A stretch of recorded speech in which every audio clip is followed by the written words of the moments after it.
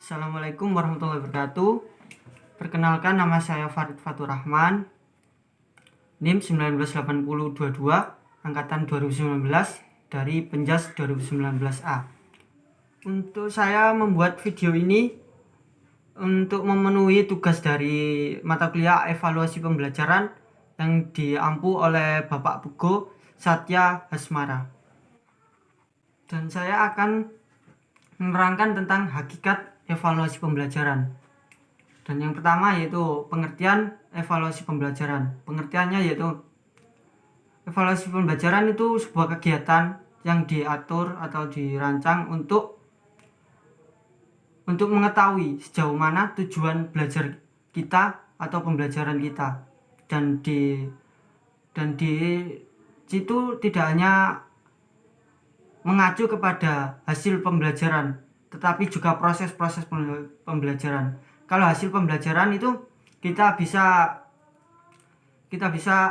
mengetahuinya lewat ulangan harian atau ujian tengah semester atau ujian semester. Kalau proses pembelajaran ya kita lihat apakah siswa itu aktif dalam pembelajaran, dan ketika tidak aktif berarti ada yang salah dalam pembelajaran kita. Kita harus benahi dengan cara yaitu evaluasi pembelajaran tersebut. Dan untuk yang kedua yaitu saya akan menjelaskan tentang proses-proses evaluasi pembelajaran. Ada 4 proses, yaitu input, yang kedua transformasi, yang ketiga adalah output, dan yang keempat umpan balik atau feedback. Oke, yang pertama yaitu input. Input ini bisa diterapkan ketika siswa itu akan pertama kali masuk ke sekolah yang dituju, yaitu dengan cara melakukan ujian, memberikan mereka ujian atau ulangan. Ketika dia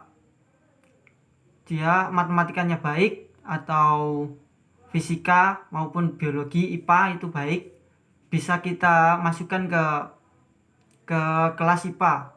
Dan kalau ada siswa yang IPS atau sosiologi atau baik, kita masukkan ke IPS atau sesuai standar dari kemampuannya. Dan untuk yang kedua yaitu transformasi. Transformasi itu kita sebagai guru harus memberi mereka yaitu pelajaran atau bimbingan atau ilmu, kita berikan kepada mereka untuk mereka olah atau untuk mereka dimengerti, agar bisa memenuhi atau mencapai output yang dituju atau pembelajaran yang dituju.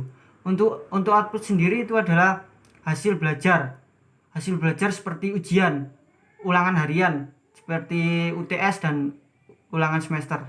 Untuk feedback yaitu suatu proses yang mencakup antara output dan transformasi. Kalau feedbacknya baik, otomatis transformasi dan outputnya itu sudah bagus atau bisa dibilang mencapai tujuan belajar. Kalau feedbacknya jelek, itu bisa jadi begini, tujuan belajarnya itu tidak tercapai atau transformasi dan outputnya itu jelek. Untuk yang selanjutnya adalah saya akan menerangkan tujuan dan fungsi evaluasi pembelajaran. Tujuan evaluasi pembelajaran yaitu untuk mengetahui keefektivitasan atau keefisienan metode pembelajaran, materi pembelajaran yang kita berikan kepada siswa-siswi.